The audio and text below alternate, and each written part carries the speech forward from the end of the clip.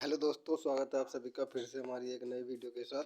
दोस्तों, आज हम बात करने वाले हैं क्लास 12th के इतिहास के पेपर के बारे में। तो चलिएगा वीडियो को स्टार्ट करते हैं। तो सबसे पहले मैं बता देता हूँ, ये जो पेपर है ये 100 नंबर का पेपर होता है और आपको इसमें 3 घंटे 15 मिनट आपको क्वेश्चन को करने के लिए मिलते हैं। तो आपको मैं सबसे पहले बता देता हूँ, मैं आपको आंसर नहीं बता पाऊँगा क्वेश्चन के, तो मैं आपको बता देता हूँ किस प्रकार से आपको पेपर देखने के लिए मिलेगा और कौन कौन से आपको कहाँ कहाँ से आपको क्वेश्चन तैयार करके जाने हैं। तो वे आपको ज़रूर देख लेना, ठीक है। तो चलिएगा वीडियो को स्टार्ट करते हैं। तो पहला क्वेश्चन है हमारा बहुविकल्पी से।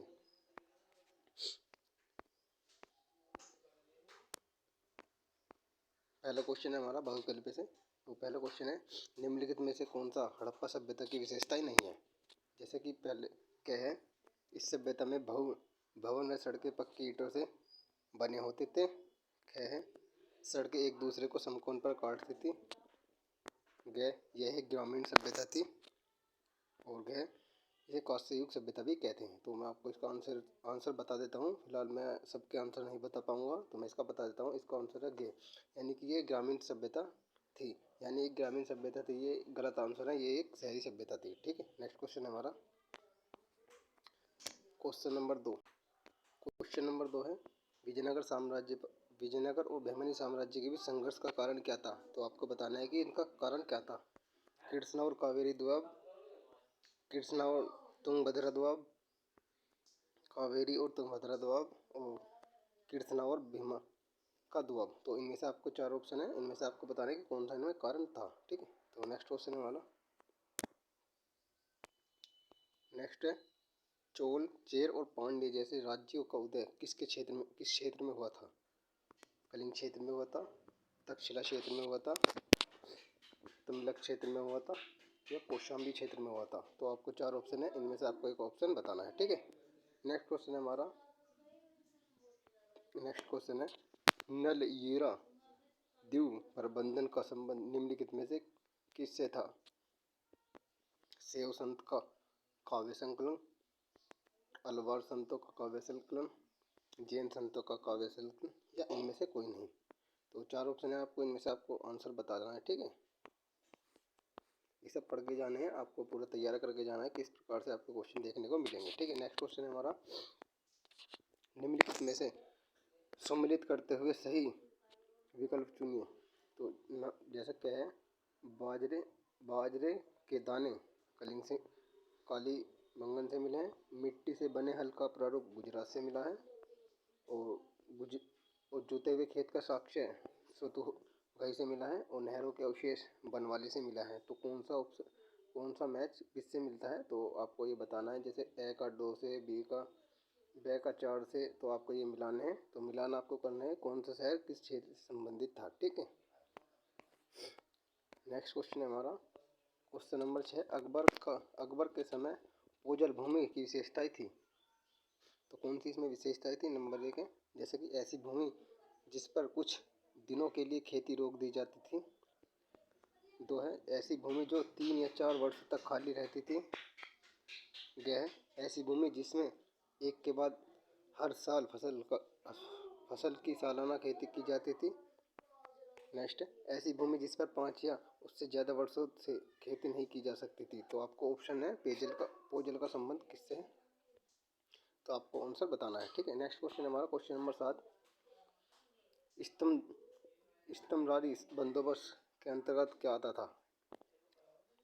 ईस्ट इंडिया कंपनी के राजस्व की राशि निश्चित कर दी।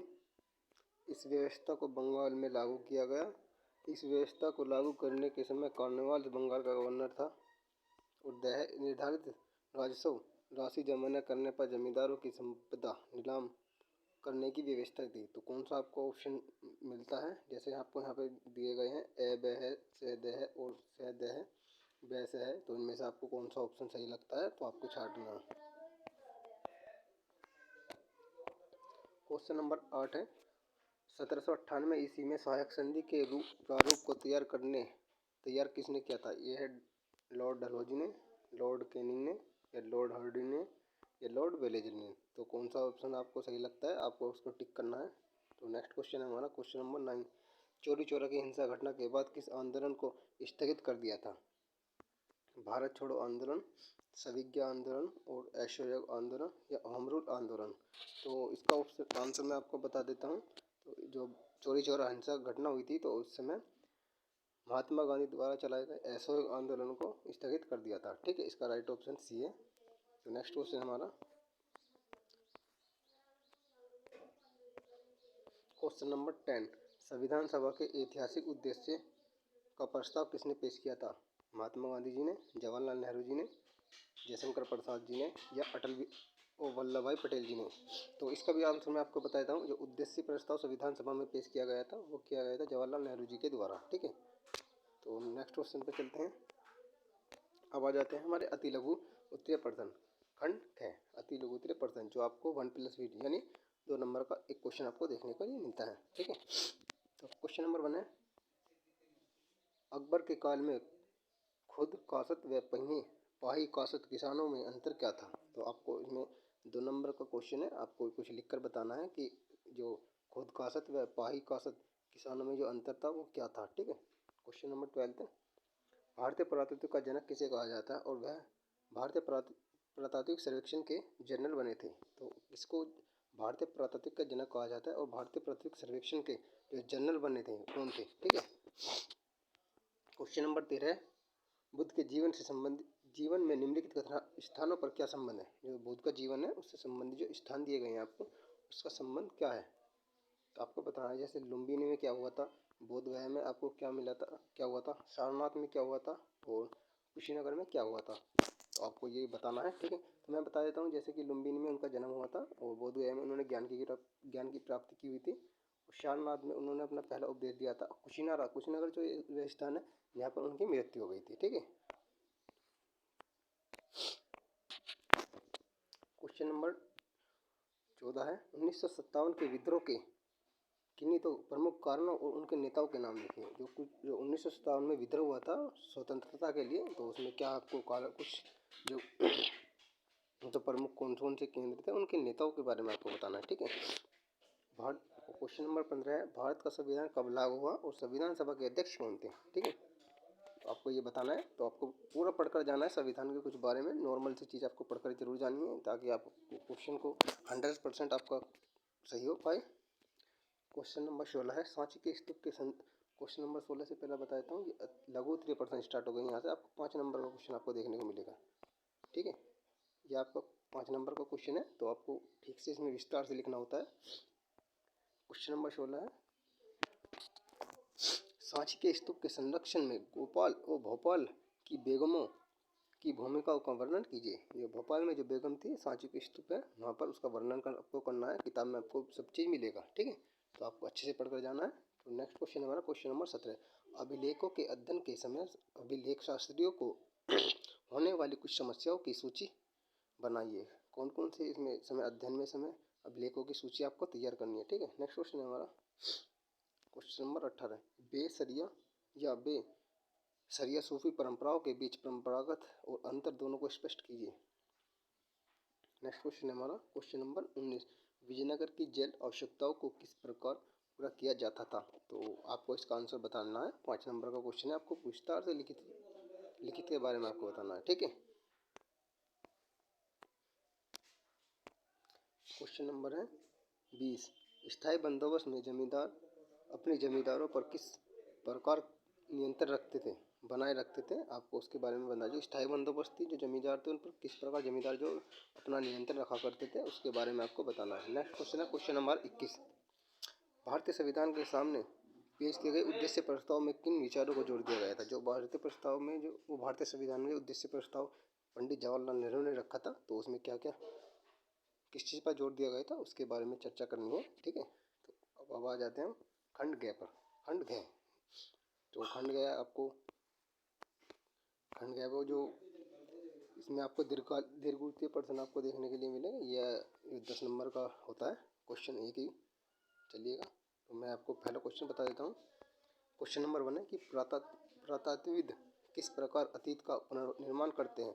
जो पुरातत्व विद्वान हैं तो किस प्रकार अतीत का पुनर्निर्माण करते हैं? तो आपको बताना है। ये क्वेश्चन 10 नंबर का आंसर है, पूरा विस्तार से आपको बताना है। कम से कम आपको उसमें 4 पेज तो भरने ही है, तो 4 पेज में आप विस्तार से चर्चा कीजिए ताकि आपको अच्छे से अच्छे अंक प्राप्त हो पाए। तो इसमें अथवा करके दिया गया है, यानी कि आप या ये कर लीजिएगा या ये वाला कर लीजिएगा। तो सेकंड क्वेश्चन है आपका, स्तूप क्यों और किस प्रकार बनाए जाते हैं। जो स्तूप है वो किस प्रकार और क्यों बनाए जाते हैं, तो इसके बारे में आपको चर्चा करनी है क्वेश्चन में, ठीक है। दोनों में से आपको एक क्वेश्चन ही करना है। क्वेश्चन नंबर 23 है, सभी स्वाधीनता आंदोलन के दौरान अवध में विद्रोह इतना व्यापक क्यों था। किसान, तालुकेदार और जमींदार इनमें क्यों शामिल हुए। इसका ही नेक्स्ट है, मतलब कि अथवा ये करना है या ये वाला, आप ये वाला कर लीजिएगा। मैं किस असहयोग आंदोलन एक तरह का प्रतिरोध था, स्पष्ट कीजिए और यह आंदोलन क्यों स्थगित किया गया। तो ये दोनों में से आपको एक क्वेश्चन करना है, जहाँ पर भी अथवा लिखा होता है वहाँ पर दोनों में से एक क्वेश्चन करना होता है। तो नेक्स्ट क्वेश्चन हमारा 24, सूफी मत के मुख्य धार्मिक विश्वास और आचार की व्याख्या कीजिए। यहाँ पे भी अथवा लिखा है, यानी नेक्स्ट है, किताबुल हिंद पर लेख लीजिए। जो किताबुल हिंद है पुस्तक है, ये किसने लिखी है और इसमें क्या क्या बताया गया है, इसमें किसी राज्य के बारे में बताया गया है, तो इसके बारे में आपको चर्चा करनी है।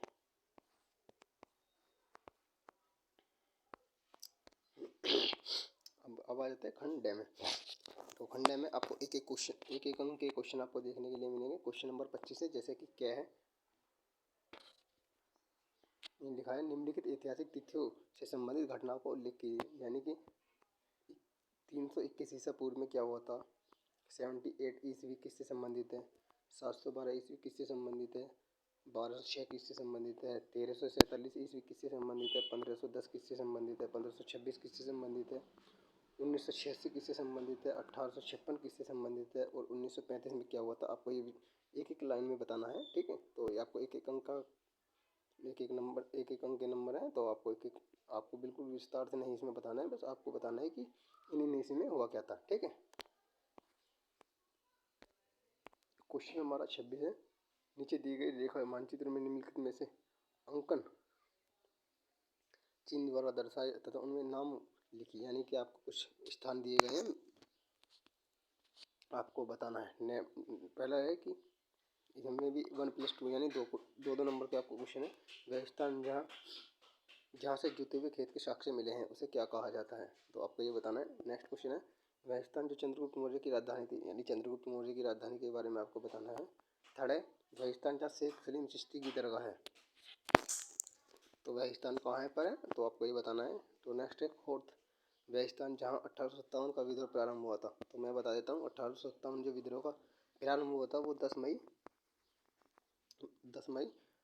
1857 को मेरठ जिले से प्रारंभ हुआ था, ठीक है।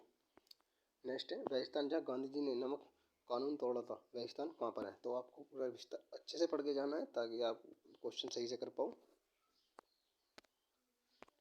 यहाँ पे लिखा है, केवल दृष्टिबाधित परीक्षाओं के लिए प्रश्न 26 के मानचित्र कार्यों का विकल्प दिया गया है, ये आपके लिए। तो मैं बताता हूँ, जो भी दृष्टिबाधित यानी दृष्टि यानी आँखों से कुछ प्रॉब्लम होती है, आँख देख नहीं पाते, तो उनके लिए कुछ क्वेश्चन दिए जाते हैं। जैसे जुते हुए खेत का साक्ष्य किस स्थान पर मिला है, तो ये आपको मानचित्र में बताना होता है। चंद्रगुप्त मौर्य की राजधानी कहाँ थी, सेम सलीम चिश्ती की दरगाह कहाँ थी। ये दोबारा से रिपीट क्वेश्चन है, जो ये उन लोगों के लिए हैं जो आँख से देख नहीं पाते हैं, ठीक है। तो आप लोगों को ठीक से पढ़कर जाना है। तो यही पूरा पेपर था, पेपर समाप्त होता हुआ। तो आपको ठीक से पढ़कर जाना है और आपको एक क्वेश्चन जो ये पेपर जो था इतिहास का पेपर था, आपको अच्छे से पढ़कर जाना है। और हमारी वीडियो कैसी लगी कमेंट में ज़रूर बताना है। तो आपकी तैयारी कितनी है और ये भी हमें कमेंट में ज़रूर बताना है। और वीडियो अच्छी लगी तो वीडियो को ज़रूर लाइक करें। चैनल पर पहली बार आए तो लाइक ज़रूर करना है वीडियो को, और चैनल पर पहली बार आए तो चैनल को ज़रूर सब्सक्राइब करके रखें ताकि मैं अगले जो पेपर डालता रहता हूँ तो नए पेपर डालूँ आप तक सबसे पहले पहुँचे। तो इसलिए आपको चैनल सब्सक्राइब जरूर करके रखना है। तो मैं मिलता हूँ नेक्स्ट वीडियो में, तब तक के लिए जय हिंद जय भारत।